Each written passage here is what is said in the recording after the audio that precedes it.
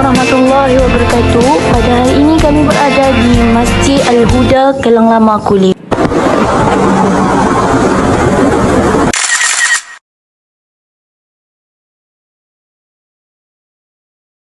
Kami melawat Masjid Al-Huda. Masjid yang besar dan indah, namun jemaahnya kurang atau tidak. Situasi ini sudah kita lihat sedikit demi sedikit pada zaman sekarang. Mungkin untuk solat fardu Jumaat semua masjid penuh, namun cuba kita perhatikan jemaah yang datang menunaikan solat fardu lain. Ada sesetengah masjid yang boleh dikatakan kosong apabila mendirikan setiap waktu solat fardu adalah imam, Bilal dan ahli jawatan kuasa masjid sahaja. Ayat Al-Quran berkenaan masjid dari surah At-Taubah ayat 18. Mahfumnya, sesungguhnya yang memakmurkan masjid Allah hanyalah orang-orang yang beriman kepada Allah dan hari akhirat, serta tetap menegakkan solat, menunaikan zakat dan tidak takut kecuali hanya kepada Allah. Maka mudah-mudahan mereka termasuk orang-orang yang mendapat petunjuk.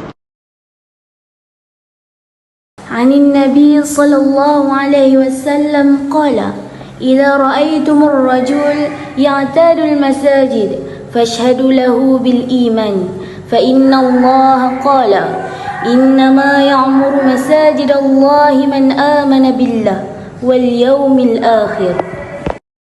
Dari Nabi SAW, beliau bersabda, jika kalian melihat seseorang biasa ke masjid, maka saksikanlah kepadanya dengan keimanan.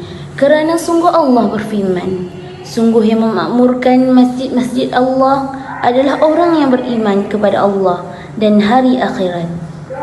Imam An-Nawawi Al-Bantani menjelaskan bahawa maksud biasa ke masjid adalah hatinya selalu terikat dengan masjid. Ia keluar dari masjid dan menuju masjid lainnya. Sementara itu, Imam An-Nawawi, pengarang kitab Al-Azkar, mengatakan bahawa maksudnya adalah ia sangat mencintai masjid dan selalu istiqamah solat berjemaah di dalamnya.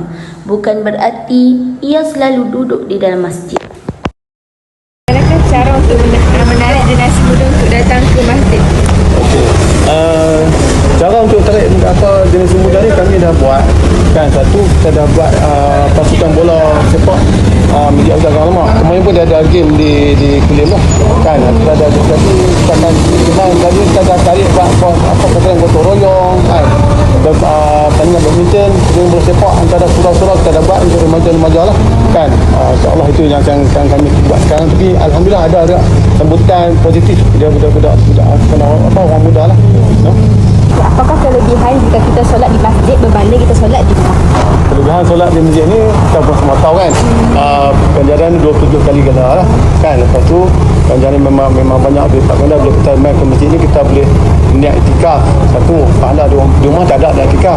Lepas tu bila kita datang sini kita boleh iktikaf tu kita niat untuk ibu bapa yang dah meninggal, arwah-arwah semua kita niat semua sekali kan. Bermaksud lagi satu yang nak dapat pahala banyak tu, niat iktikaf tu kita hadiah satu, kita hadiahkan pahala ni untuk makhluk-makhluk yang berada di atas muka bumi ni, di dalam perut bumi ni, di lautan, di langit. Bermaksud kita hadiahkan ni sampai semua kepada makhluk-makhluk, dia akan doa untuk kita.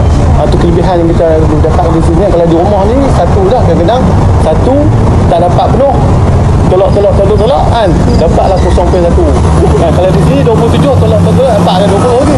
Nah itu kelebihan yang begini. Untuk Ustaz memberikan sedikit tekanan kepada golongan muda pada zaman kini untuk mengimarahkan masjid. Pada remaja orang muda-muda ni kan, dia kena banyakkan dekatkan dengan masjid lah. Kena ada minat kan. Lepas tu dia juga kalau boleh main ke masjid, dengar kuliah-kuliah ilmu-ilmu yang banyak benda yang kita tak tahu kan. Bila kita dah mula datang ke masjid ni kan, bila hati dah terpikat, manisnya sembahyang jemaah, kuliah-kuliah dia akan dekat, dia akan terus masa mungkin peringkat awal tu memang susah sikit lah kan. Kita mulakan insyaAllah kan. Dari manakah Ustaz mendapatkan dana untuk membaiki masjid di sini? Dana masjid ni kita ada satu dipan tabung tiap masjid lah kan. Kita tabung-tabung yang berada di masjid ni, tabung tiang, tabung jemaat kan. Pada Jumaat seminggu sekali kita boleh dapat dalam lebih kurang 6,000 dipan ni lah kan. So, dana tu kadang-kadang bila kita untuk baik polis tu kita pakai dana masjid kan. Tapi bila kata contoh kita nak beli van jenazah ke apa, kita akan buka kepada orang ramai siapa yang nak buat infak, siapa yang nak bersedekah kan, sama-sama tumpang buat apa, amal jariah kan.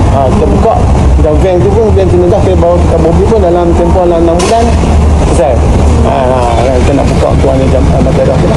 Berada pendapat Ustaz, bagaimanakah cara untuk menghidupkan masjid yang kurang jemaah? Cara, okey. Cara tu insya-Allah kita kena banyakkan aktiviti untuk orang remaja ke untuk orang ramai?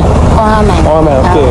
Sebab misalnya di masjid kita ni alhamdulillah lah, jemaah memang ramai. Waktu Zuhur saya pun 150, kalau kita subuh 250, 300 orang kan. Masuk kita dari kuliah ke Tamlan, kita ada kuliah kan. Masuk banyak orang ramai dengan kuliah kan, wallah semua. Contoh baru ni pun sambutan hari raya kita target dalam 1,500 orang, yang mai 2,000 lebih. Kan, alhamdulillah tahun ni memang sambutan. Sedangkan sembahyang raya tahun ni memang dia belum mula masjid ni terbina sampailah tahun ni paling ramai. Sehingga di dalam raya dalam raya tu dalam putih semua untuk satu lorong tu dia atas tu ramai tahun ni. Saya pun terkejut, saya pun kami pun heran.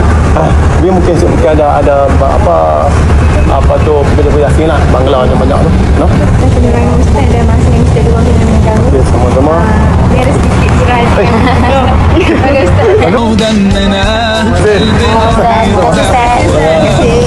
kasih mengulang masa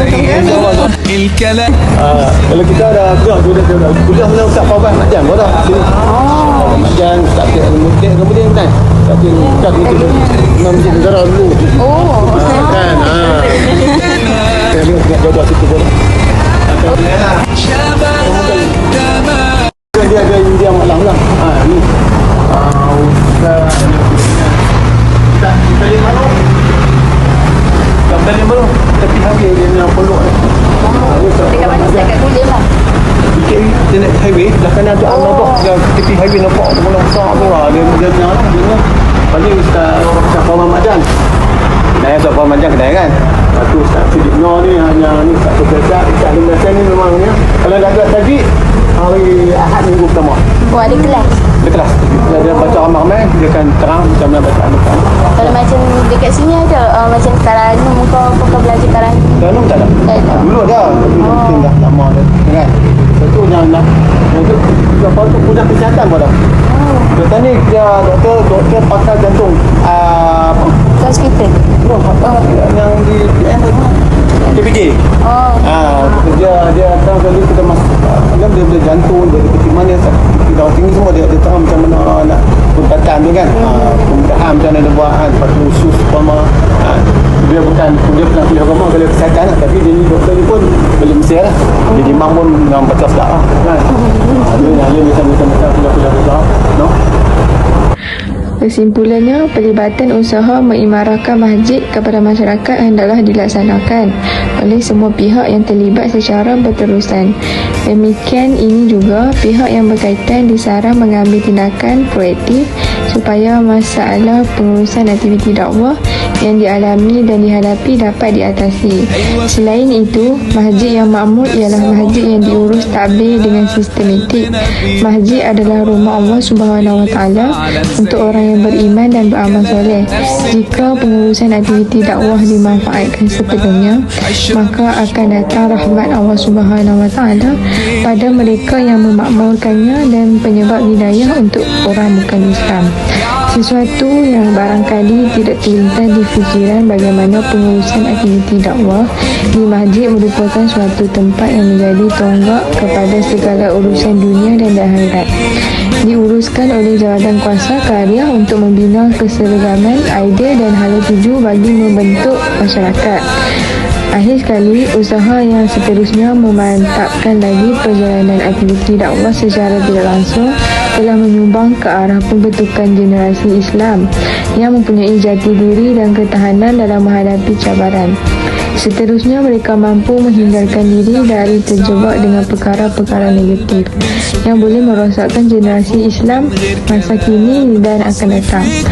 Adalah diharapkan aktiviti dakwah di masjid ini terus mendapat sambutan yang menggalakkan dari kalangan masyarakat setempat dan generasi yang akan datang.